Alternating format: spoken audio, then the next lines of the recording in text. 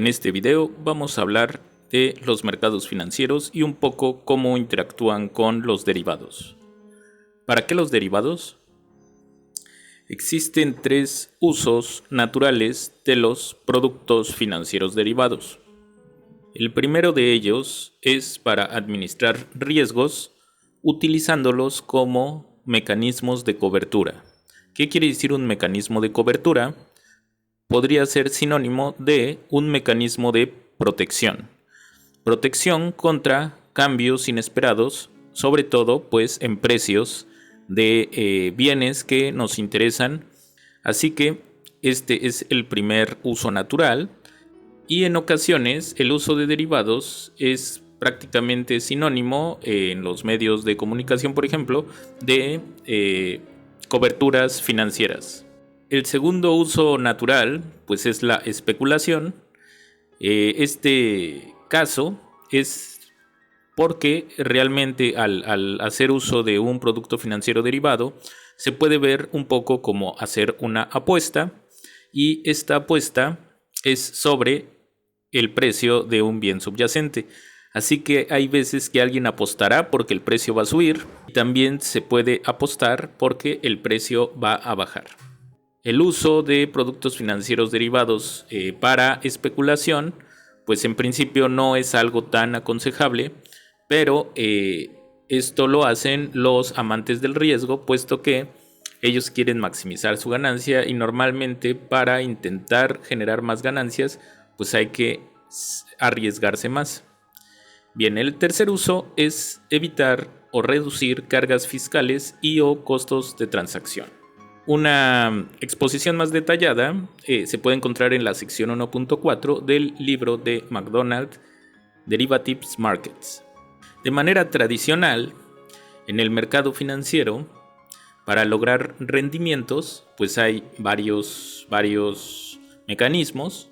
Hay uno muy usado, que son los bonos, ¿no? Que ya hemos dicho en el video anterior que en México, por ejemplo, se llaman CETES, certificados del tesoro.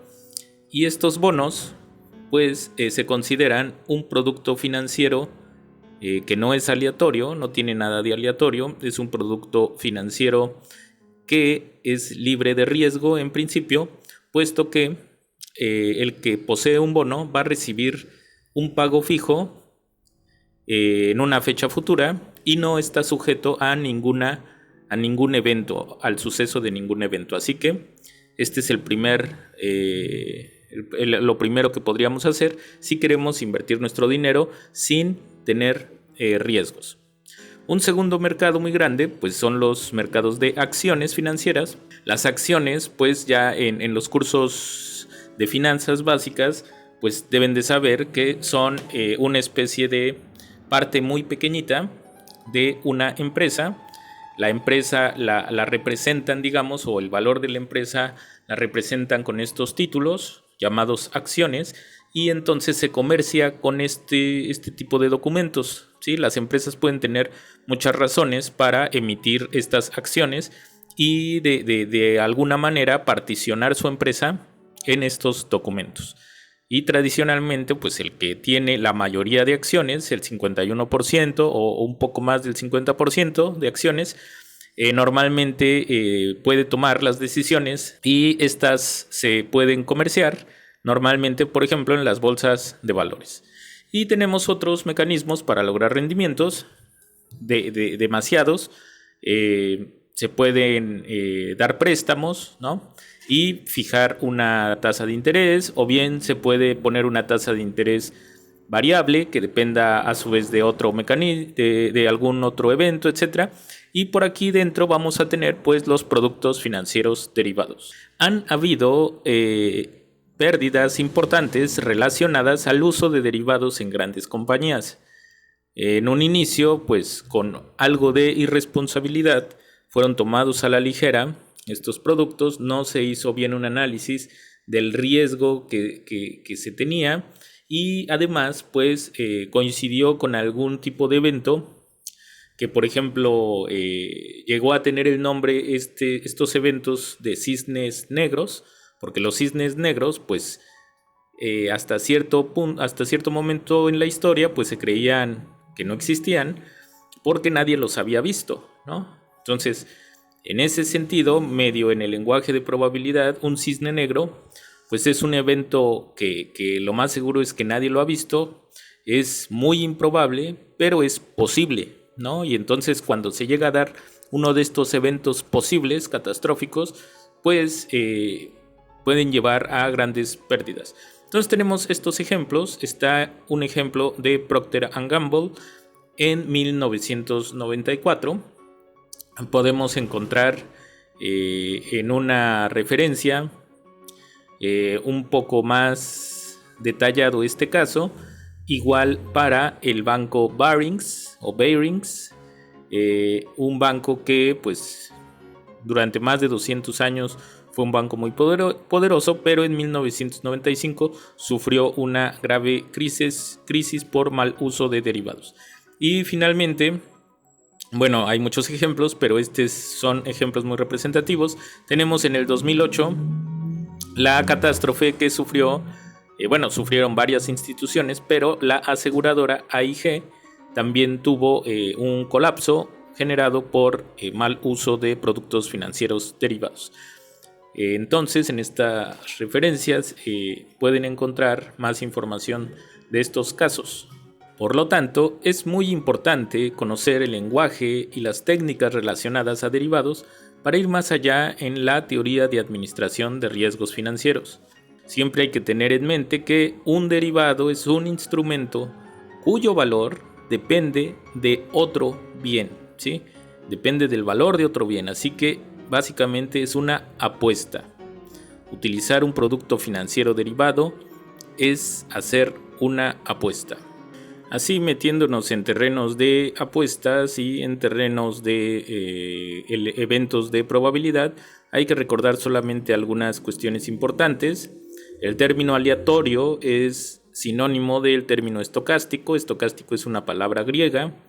Aleatorio es una palabra latina, del latín alea, que quiere decir dado. Bueno, no los dados que conocemos ahora, pero antes pues cualquier objeto que se lanzara y que el resultado de cómo iba a caer era desconocido, era azaroso, entonces a eso se le llamaba dado, ¿no?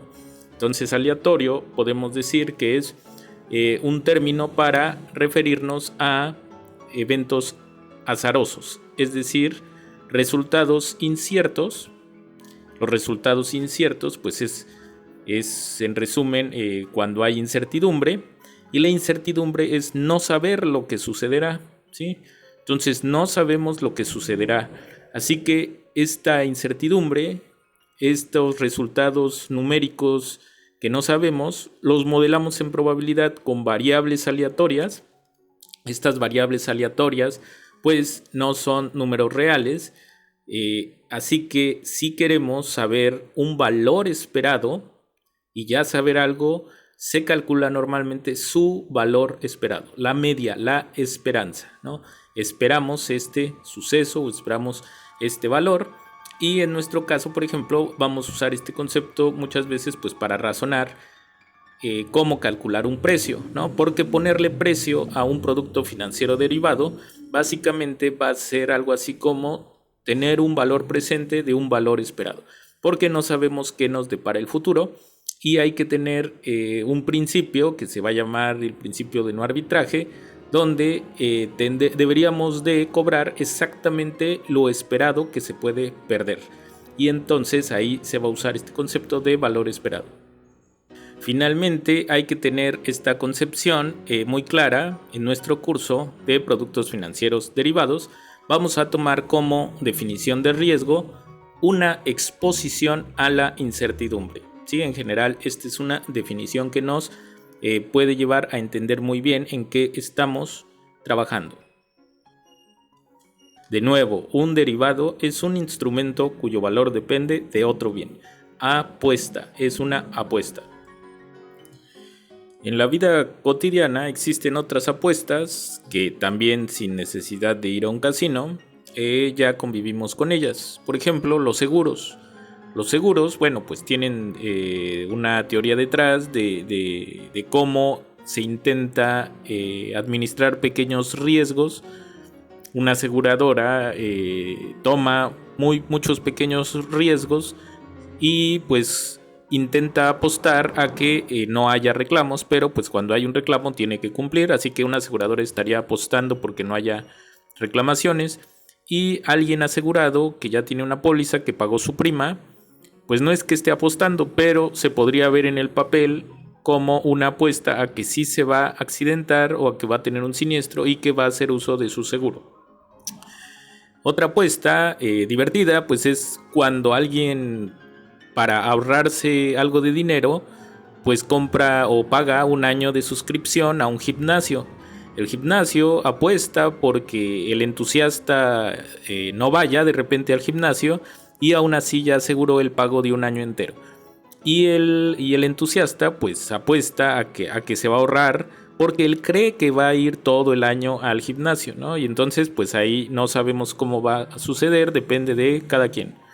Y unas apuestas muy parecidas a ir a un casino y que se han puesto de moda, pues son las criptomonedas, ¿no? Entonces ya hay muchas páginas online donde podemos intentar jugar a tener criptomonedas.